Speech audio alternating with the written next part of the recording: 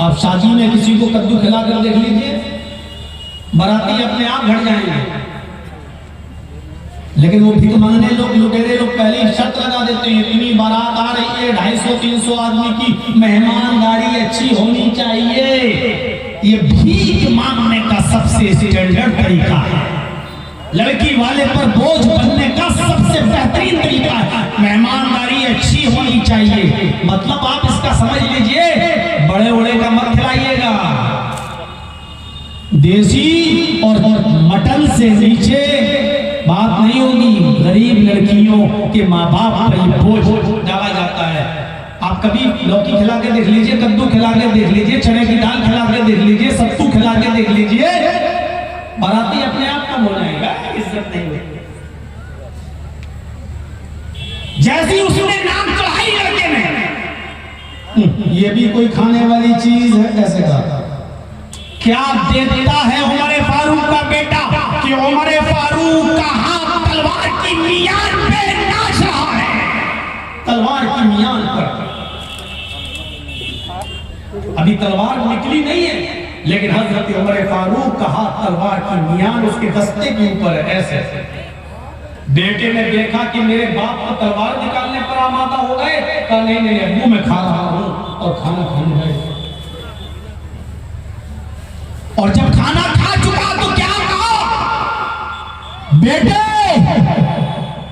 आज कद्दू को देखकर तुमने नाक और भौं चढ़ाया, चढ़ा लिया, कोई बात नहीं, तुम्हें मालूम नहीं था, मैं माफ कर रहा हूं, लेकिन आज जान लो ये कद्दू मुहम्मदुर रसूलुल्लाह को, मेरे नबी को बहुत पसंद था। गोश्त के अंदर भी आप ये डाला करते थे। मैंने अपनी आंखों से देखा, जब गोश्त बन के आता था तो कद्दू के ढेले उठा उठा के अल्लाह के नबी खाया करते थे। ये मेरे नबी की पसंदीदा ग़िज़ा है। अगर आइंदा इस सुन्नत से मुंह मोड़ा, मुहम्मद रसूलुल्लाह की महबूब ग़िज़ा से अगर नाक और मुंह चढ़ाया, तो उमर की तलवार होगी और तेरी गर्दन होगी। मैं तेरी गर्दन को तन से जुदा कर दूंगा। मैं ये नहीं देखूंगा कि कटने वाली गर्दन मेरे बेटे की है, बल्कि ये सोच कर मैं तेरी गर्दन मार दूंगा, ये मुहम्मद रसूलुल्लाह की महबूब ग़िज़ा से नफरत करने वाले की गर्दन है। मैं नहीं कह रहा हूं कि बहुत से लोग हो सकता ना पसंद हो, नहीं खाते हो, लेकिन मैं ये बताना चाहता हूं कि अल्लाह के रसूल जो खाते थे उससे भी मोहब्बत हजरत उमर फारूक ने अपने बेटे से अंदाजा लगाया। पूरी जिंदगी को नमूना बना दिया। हम देखें उठना बैठना लेटना सोना जागना खाना पीना आज हमारा कहां है, किसके तरीके पर है? अल्लाह के नबी सल्लल्लाहु अलैहि वसल्लम ने जब उम्मे सलमा से निकाह किया और उम्मे सलमा का जो बच्चा था, जो उनके पहले शौहर से बेटा पैदा हुआ था जिसका नाम सलमा था, वो अपने उस बच्चे को अपने साथ लाई थी, क्योंकि शौहर के इंतकाल के बाद उम्मे सलमा ने अल्लाह के रसूल से निकाह किया, तो उनके जो पहले हस्बैंड का बेटा था वो अभी जानता नहीं था खाने का तरीका क्या है। अल्लाह के रसूल जब उम्मे सलमा के साथ खाना खाने लगे तो वो छोटा बच्चा जो उम्मे सलमा का था और दूसरे शौहर से था, वो भी बैठ गया खाना खाने लगा। तो उस बच्चे ने प्याले के बीचों बीच में हाथ डालकर खाना उठाना शुरू कर दिया और खाने लगा। तो अल्लाह के नबी ने उस बच्चे का हाथ पकड़ा सलमा का और कहा कि बेटा खाना रखो भी इसके प्याले में। उस बच्चे ने रख दिया, फरमाया बेटे पहले अपने दोनों हाथ धोकर आओ। नबी अकरम तरीका सिखा रहे हैं खाना खाने से पहले, जाओ पहले अपने दोनों हाथ धोकर आओ। वो बच्चा दोनों हाथ धोकर आया।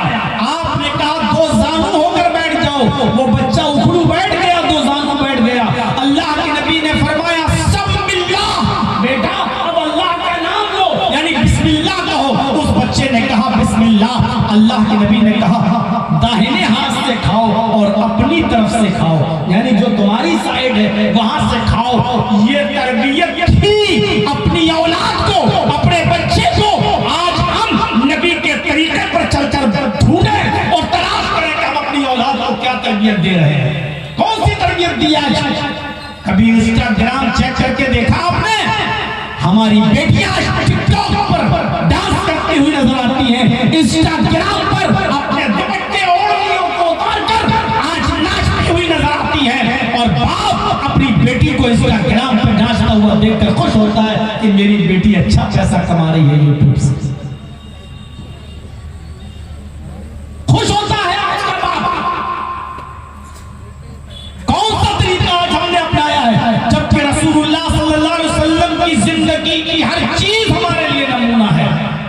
और गौर करो, हजरत सलमान फारसी से एक यहूदी ने कहा था, जब अल्लाह के नबी ने फरमाया लोगों जब लैट्रीन के लिए कज़ाए हाजत के लिए जाओ तो बहुत दूर चले जाओ और किसी की नजर के सामने मत आओ, यानी छिप जाओ, दरख्तों की आड़ में बैठ जाओ।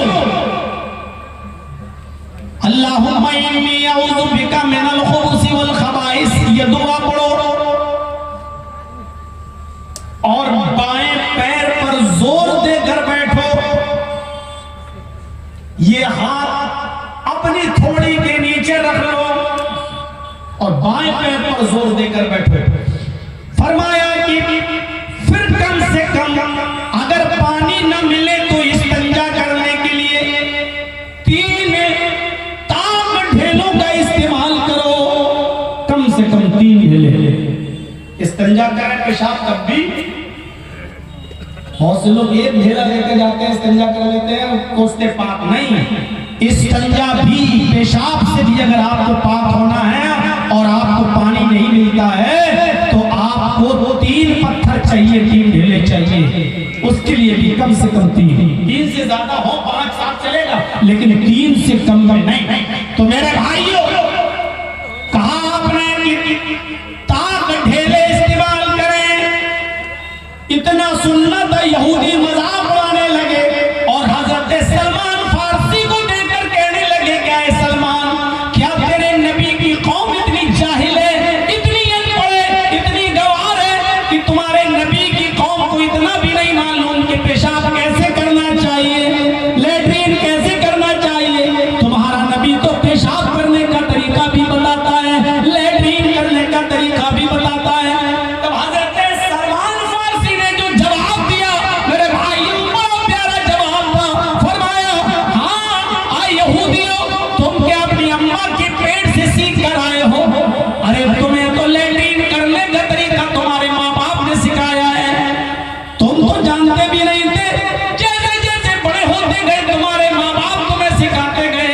अल्लाह का शुक्र है कि अल्लाह ने हमें एक ऐसा नबी दिया, एक ऐसा रसूल अता फरमाया जो माँ बाप की तरह मुझे सब कुछ सिखाता है, जो माँ बाप की तरह हम पर रहम करता है, वो रहमत बनकर आया है, वो हमें पेशाब और पैखाना करने का तरीका भी बताता है। हाँ आए यहूदियों सुनो, मेरे नबी ने बताया कि जब पेशाब करने जाओ या लैट्रीन के लिए जाओ तो बहुत दूर चले जाओ, किसी की आंखों के सामने नजर ना आओ, बाएं पैर पर जोर देकर बैठो।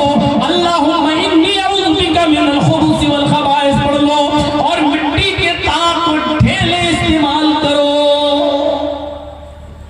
जो इस्लाम हमें लैट्रीन और पेशाब और पैखाने तक का तरीका बताता हो, जो नबी ने हमें सिखाया हो, अफसोस यह है कि जिसके पास इतना माहिर डॉक्टर हो, वो कौम आज अपनी बीमारियों का इलाज वेस्टर्न कल्चर से ढूंढ रही है, पश्चिमी सभ्यता से ढूंढ रही है। जिस नबी के जिसके पास एक माहिर एक्सपर्ट डॉक्टर हो, लेकिन वो अपना इलाज झोला छाप डॉक्टरों के पास करा रही हो, वो कौम, वो उम्मत। आज इसीलिए तो दर-दर की ठोकरें हमें खाना पड़ता है, इसीलिए तो दर-दर की ठोकरें खाना पड़ रहा है। जिनाकारी की सजा अल्लाह के नबी सल्लल्लाहु अलैहि वसल्लम ने 1400 साल पहले जो मुतय्यन की थी वो आज भी है। आप तो इस सजा को मुतय्यन नहीं कर पाएंगे, लेकिन मैं खुद बंबई की सरजमीन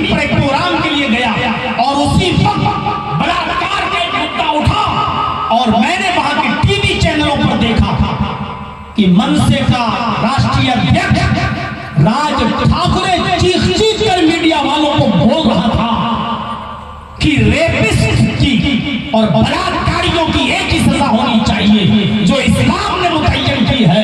इनको चौराहे पर खड़ा करके पत्थरों से मार मार के इनको हलाक कर देना चाहिए। जिसके पास इतना माहिर एक्सपर्ट डॉक्टर हो कि जिसके मशवरों को आज मनसे जैसी पार्टी के राष्ट्रीय अध्यक्ष भी बयान करने पर मजबूर हो रहे हो, आज वो कौम अपना इलाज दूसरों से करा रही है। मेरे प्यारे साथियों, ये हमें और आपको सोचने की जरूरत है। अल्लाह के नबी, अल्लाह ने कहा हमने तुम्हारे लिए रसूलुल्लाह की पूरी जिंदगी को आइडियल बना दिया, पूरी जिंदगी को नमूना बना दिया। हम नबी अकरम के पेशाब और पैखाने करने के तरीके तक तो हम नहीं जानते। तो गौर करो, जिसने हमें पेशाब करने तक का तरीका बताया, इस्तिंजा करने तक का तरीका बताया, ढेलों को कैसे इस्तेमाल करना हो ये भी बताया। उस नबी ने हमें नमाज पढ़ना नहीं सिखाया होगा, रोजा रखना नहीं बताया होगा, हज करना नहीं बताया होगा, ज़कात देना नहीं बताया होगा, शादी करना नहीं बताया होगा।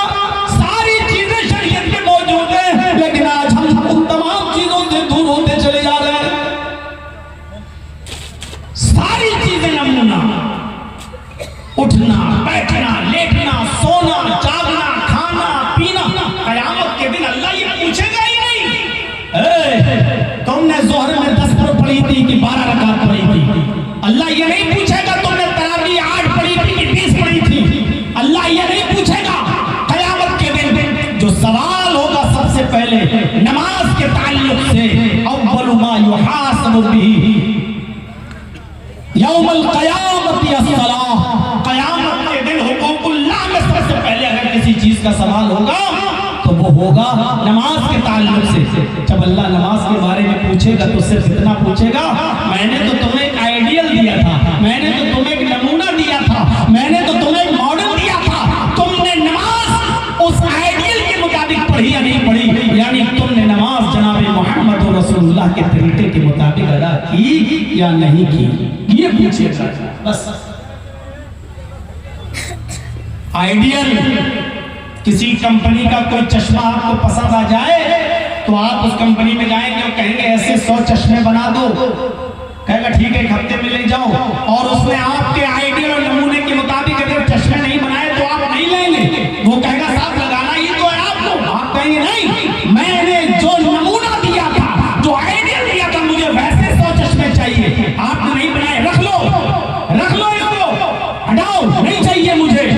कयामत के दिन आप 20 नहीं 20,000 रकातें लेकर पहुंच जाए, ज़ोहर की 12 नहीं 12,000 रकातें लेके पहुंच जाए, इशा की 17 नहीं 17,000 रकातें लेके पहुंच जाए, 7 नहीं 7,000 रकातें लेकर पहुंच जाए। अल्लाह कहेगा ये नमाज अगर मेरे नबी के आइडियल के मुताबिक है, मेरे नबी के नमूने के मुताबिक है तो एक्सेप्ट है, और अगर नबी की मर्जी के मुताबिक नहीं, नबी के नमूने के मुताबिक नहीं तो रिजेक्ट।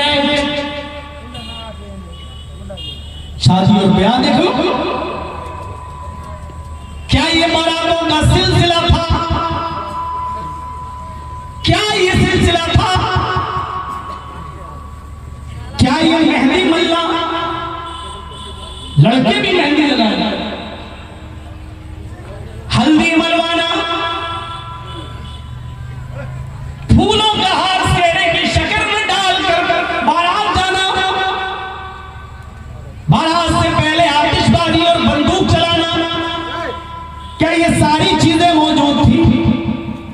अरे निकाह तो इतनी पाकीज़ा चीज थी, इतनी पाकीज़ा चीज कि जिसके बारे में अल्लाह के नबी ने बहुत प्यारा जुमला अदा किया, बहुत प्यारा जुमला फरमाया, इन्ना आज़मन निकाही बरकतन, बरकत के एतबार से सबसे ज्यादा मुबारक निकाह वो है, बरकत के एतबार से सबसे ज्यादा पाकीज़ा और सबसे बड़ा निकाह वो है, आई सरुहा मऊनतन, जिसके अंदर खर्चा सबसे कम हो। जिस निकाह में, जिस शादी में जितना कम खर्चा होगा, अल्लाह के नबी फरमाते हैं बरकत के एतबार से वो उतना ही ज्यादा होगा। यानी वो शादी में उतनी ही बरकत होगी और शादी में उतनी ही बरकत होगी। इसका उल्टा मफहूम क्या निकला? जिस शादी में खर्चा जितना ज्यादा होगा, बरकत के एतबार से वो शादी उतनी ही ज्यादा कमजोर होगी, उसमें उतनी कम बरकत होगी। आज सोच लीजिए हमारी शादियों में कितना खर्च हो रहा है। हम नजर डालें अपनी समाज पर, सोसाइटी के ऊपर। खैर देहातों में तो उतना नहीं है, आप लोगों के एरिया में तो उतना नहीं है, लेकिन हम लोग अपने एरिया में जाएं, लखनऊ, कानपुर और बड़े बड़े शहरों में देखें तो आज हालात बहुत खराब हो चुके हैं मेरे भाइयों, बहुत ज्यादा। अब हमें नहीं मालूम आप लोगों के यहाँ कोई शादी हमने आज तक अटेंड नहीं की, इसलिए हमें मालूम नहीं है। हम लोगों के यहाँ तो बाकायदा बारातियों की डिमांड भी पूरी करो, फिर उनको खड़े होकर खाना भी खिलाओ, खड़े होकर अलग अलग आइटम रखे हैं, सब खाना खाओ, अपने हाथ से निकालो और खाओ, जिसको हमारे यहाँ बड़े प्यार से बोला जाता है बफे सिस्टम, बफे सिस्टम। और मैंने 50 तकरीरों में कहा है इस सिस्टम का नाम होना चाहिए था गधा सिस्टम, कुत्ता सिस्टम, सुअर सिस्टम, जिसका बड़ी तहजीब के साथ नाम लिया जाता है बफे सिस्टम। अल्लाह कहता है कि मैंने नबी की पूरी जिंदगी को आइडियल बना दिया, नबी की पूरी जिंदगी को नमूना बना दिया। अल्लाह के नबी कहते हैं सल्लू कमा रायतुमूनी उसल्ली, नमाज वैसे पढ़ो जैसे तुम मुझे देखते हो नमाज पढ़ते हुए। नमाज हमें वैसे पढ़ना है जैसे नबी अकरम सल्लल्लाहु अलैहि वसल्लम पढ़ा करते थे, रोजा भी वैसे रखना है जैसे नबी अकरम सल्लल्लाहु अलैहि वसल्लम ने हमें बताया, हज वैसे ही करना है जैसे जनाब मोहम्मद रसूलुल्लाह सल्लल्लाहु अलैहि वसल्लम ने हमें बताया। आए नबी कौन कहता है कि आपके इंतकाल के बाद आपका नाम और निशान मिट जाएगा? हमने तो आपकी पूरी जिंदगी को आइडियल बना दिया। लोग उठेंगे वैसे जैसे आप उठते हैं, लोग सोएंगे वैसे जैसे आप सोते हैं, लोग चलेंगे वैसे जैसे आप चलते हैं, लोग शादियां वैसे करेंगे जैसे आपने करके बताई है, लोग खाएंगे और पिएंगे वैसे जैसे आप सिखा कर जाएंगे। हमने तो आपकी जिंदगी को आइडियल और मॉडल बना दिया। मेराज किसी नबी को ये शर्फ हासिल नहीं हुआ। सुब्हानल्लज़ी असरा बिअब्दिही लैलन मिनल मस्जिदिल हराम इलल मस्जिदिल अक़सा। अल्लाह ले गया अपने नबी को पहले बैतुल मक़दिस, वहां आपने वुजू बनाया, जिब्राइल ने आपका हाथ पकड़ा, आपको मुसल्ला इमामत पे खड़ा कर दिया, बैतुल मक़दिस में खड़ा कर दिया।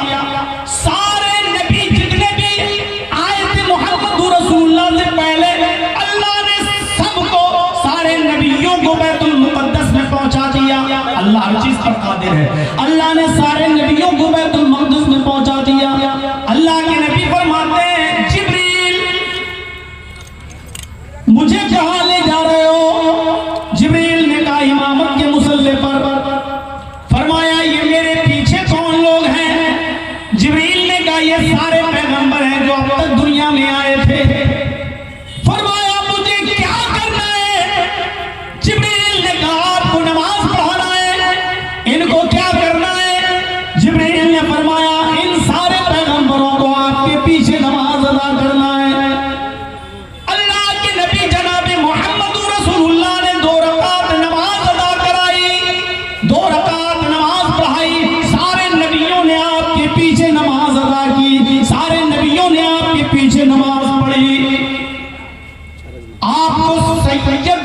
आपको इमामुल अंबिया बना दिया गया, सारे नबियों का इमाम बना दिया गया। आए नबी कौन कहता है आपके इंतकाल के बाद आपका नाम और निशान मिट जाएगा? आपको तो सारे पैगंबरों, सारे नबियों का इमाम बना दिया गया है, आपको तो ये अज़मत दी गई है, आपको तो ये मकाम दिया गया है, आपको तो इस बुलंदी पर फाइज कर दिया गया है। कौन कहता है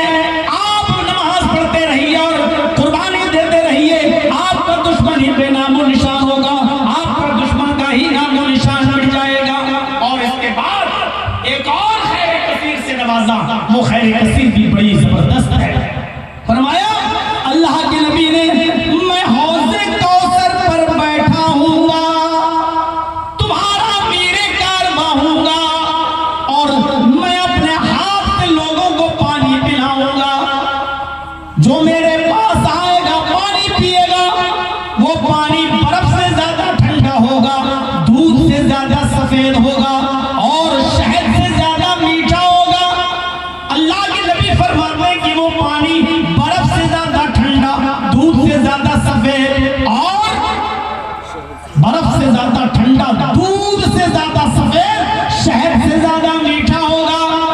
जो एक बार मेरे हाथ से पानी पी लेगा, लम यज़मा बादा, फिर मैदान महशर में जितनी देर वो रुकेगा उसको प्यास नहीं लगेगी। हदीस की किताबें बताती हैं कि मैदान महशर में 50,000 साल का एक दिन होगा, 50,000 साल का एक दिन होगा। फिर उसको जितनी देर वो मैदान महशर में होगा उसको प्यास नहीं लगेगी। अल्लाह के नबी फरमाते हैं अल्लाह ताला मुझे हौज़े कौसर पर बिठाएगा, मैं मीरे कारवां होऊंगा, पानी पिलाऊंगा। ममर्रा अलैहि शरिबा मन शरिबा लम यज़मा बादा, जो मेरे पास से गुजरेगा वो पानी पिएगा, और जो एक बार पानी पी लेगा फिर उसको कभी प्यास नहीं लगेगी। उसके बाद फरमाया एक कौम मेरे पास आएगी पानी पीने के लिए, युहालु बैनी व बैनहुम, मेरे और उनके दरमियान एक दीवार खड़ी कर दी जाएगी। फरिश्ते उन लोगों को मेरे पास नहीं आने देंगे। मैं फरिश्तों से कहूंगा इनको आने दो, यारिफूनी व अरफुहुम, मैं इनको जानता हूं, ये मुझे जानते हैं, ये मेरे उम्मती हैं, ये पानी पीना चाहते, इनको आने दो। अल्लाह के नबी कहते हैं फरिश्ते कहेंगे नहीं आप इनको नहीं जानते। अल्लाह के नबी आपके इंतकाल के बाद इन लोगों ने आपके दीन को बदल दिया था, आपके मजहब को बदल दिया था, दीन में नई नई बिदातें निकाल ली थी। ला तदरी मा अहदसू बअदक, आपको नहीं मालूम आपके इंतकाल के बाद इन लोगों ने दीन में नई नई चीजें निकाल ली थी, दीन में नई नई चीजों को ईजाद कर रखा था, दीन में नई नई चीजें इन लोगों ने बना रखी थी, इसलिए आप इनको पानी नहीं पिला सकते। तब अल्लाह के नबी कहेंगे सुहबन सुहबन लिमन गय्यर दीनी, मेरे दीन को जिन्होंने बदल दिया उनको मेरी निगाहों के सामने से दूर कर दो, उनको मेरी आंखों के सामने दूर कर दो। मेरे प्यारे साथियों, ये हौज़े कौसर की बरकत भी नबी अकरम सल्लल्लाहु अलैहि वसल्लम को मिली। ऐ नबी कौन कहता है कि आपके इंतकाल के बाद आपका नाम और निशान मिट जाएगा। इतना बड़ा मकाम अल्लाह ताला ने नबी अकरम को नवाजा कि अल्लाह के नबी सल्लल्लाहु अलैहि वसल्लम फरमाते हैं, इब्ने माजा के अल्फाज हैं, अल्लाह के नबी सल्लल्लाहु अलैहि वसल्लम फरमाते हैं, अबू ज़र गफारी ने पूछा, अबू ज़र गफारी ने पूछा आए अल्लाह के नबी आपको ये कैसे यकीन हुआ कि आप अल्लाह के नबी हैं, आपको अल्लाह ने रसूल बनाकर भेजा? तो अल्लाह के नबी फरमाते हैं सुनो, दो फरिश्ते आसमान से मेरी तरफ आए, सुन लीजिएगा मेरे भाइयों, दो फरिश्ते आसमान से मेरी तरफ आए, एक जमीन पर आ गया और एक जमीन और आसमान के बीच में रह गया। एक फरिश्ता जमीन और आसमान के बीच में रह गया और एक फरिश्ता जमीन पर आ गया। जमीन वाले फरिश्ते ने पूछा आसमान वाले फरिश्ते से, अल्लाह के रसूल के पास पहुंचकर ख्वाब में हुआ, क्या ये वही है जिनके पास हमें भेजा गया? तो आसमान वाले फरिश्ते ने कहा हाँ यही है अल्लाह के रसूल, यही है मोहम्मद रसूलुल्लाह। तो आसमान वाले फरिश्ते ने कहा जमीन वाले फरिश्ते से, जिन्हु बिर्रजुलिन मिन उम्मतिही, इसको तराजू पर तौल दो, एक आदमी को इनके साथ रखो, तराजू उठाओ, देखो कौन भारी है, किसका वजन सबसे ज्यादा है। अल्लाह के नबी फरमाते हैं फवज़न तो भी मुझे एक आदमी के साथ रखा गया, यानी तराजू लाई गई, मुझे तराजू के एक तरफ बिठाया गया और दूसरी तरफ मेरी उम्मत के एक आदमी को बिठाया गया, एक शख्स को बिठाया गया, तराजू उठाई गई, फरजहतुहु, मैं में से एक आदमी से भारी था। आसमान वाले फरिश्ते ने कहा जिन्हु बिअशर, 10 के साथ तोलो, यानी मोहम्मद को अकेले एक तरफ और 10 आदमी को दूसरी तरफ। फरमाते हैं अल्लाह के नबी एक आदमी यानी मैं अकेला एक तरफ और 10 आदमी को एक तरफ रखा गया और फिर तराजू उठाई गई तो मैं 10 लोगों से ज्यादा भारी हुआ। आसमान वाले फरिश्ते ने कहा जिन्हु बिबिया, 100 आदमियों के साथ तोलो, मोहम्मद को अकेले एक तरफ और 100 आदमियों को दूसरी तरफ रखकर तोलो। अल्लाह के नबी फरमाते हैं फवज़न तो बिहिम फरजअतुहु, 100 आदमी एक तरफ रखे गए और मैं अकेला एक तरफ, तराजू उठाई गई, मैं 100 से भारी था, यानी 100 लोगों का पलड़ा उठ गया और मैं अकेला पड़ा